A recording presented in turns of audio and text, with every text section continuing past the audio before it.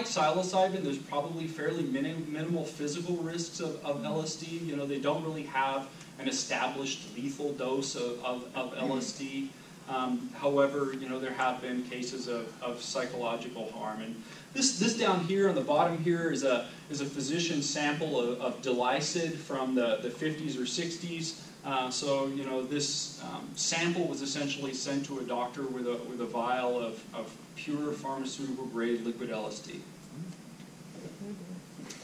There's less contemporary trials happening with LSD. This is a meta-analysis of some really old trials from the 60s, but there's a large number of people, 536, that were involved in these 6 studies, and they showed a beneficial effect on alcohol use disorder. It lasted about 1 to 3 months. By 6 months, it wasn't significant anymore. And just kind of reading through these trials, kind of the theme that I was coming across is that they were mentioning the context of LSD use and saying things like there was a brief introduction to their experience, or there was little to no psychotherapy involved. So for me personally, I'm very curious about what the results would look like if they kind of put it into the type of therapeutic container or context that we're studying today.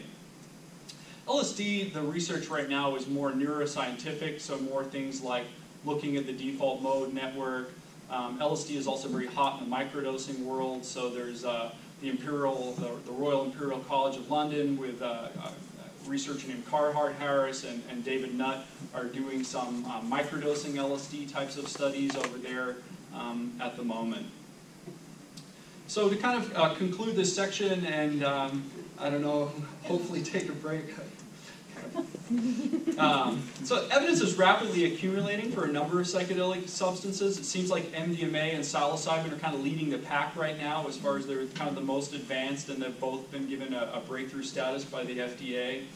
Ayahuasca is used ritually, although it has a lot of different types of drug interactions to consider. So if you have a client that's interested of using ayahuasca for a therapeutic intention in a ritual container, you know, always have to be cognizant of potential drug interactions.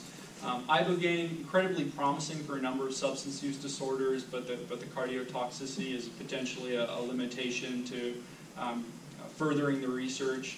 And you know, unfortunately, all psychedelics except for, you know, some of these very small religious carve-outs are illegal in the United States at the moment.